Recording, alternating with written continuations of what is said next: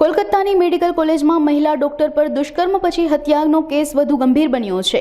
આ ઘટનાને લઈને દેશભરમાં તબીબોમાં રોષ વ્યાપ્યો છે। ત્યારે ગાંધીધામ ખાતે નર્સિંગ એકતા ગ્રુપ દ્વારા ગાંધી માર્કેટથી ઝંડા ચોક સુધી કેન્ડલ માર્ચ યોજાઈ હતી, જેમાં ગાંધીધામ, આદિપુર અને અંજારના એમ્બ્યુલન્સ ગ્રુપ, તમામ डॉक्टरों, नर्सिंग स्टाफ અને ગાંધીધામની जनता જોડાયા હતા।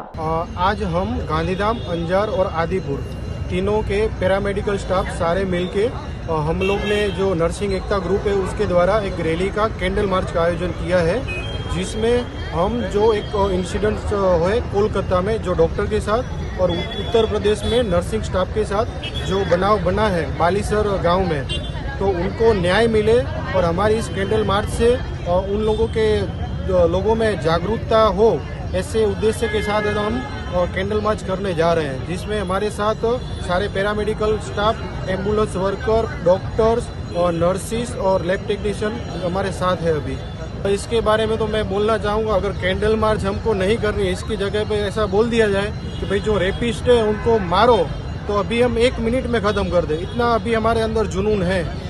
लेकिन ये परवानगी हमें सरकार देती नहीं है, इसके लिए हमारे हाथ बंधे हुए हैं।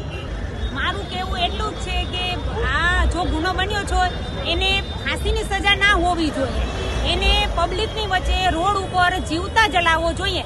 જો આપણે એક રાવણને બાળીએ છીએ, એને તો એટલો ગુનો પણ નહોતો કર્યો, તો આપણે આ બળાત્કારીને રોડ ઉપર કેમ ના જલાવી શકીએ? એ ગુનો હોવો જોઈએ, એને સજા મળવી જ જોઈએ કે બધાની સામે એને બાળો।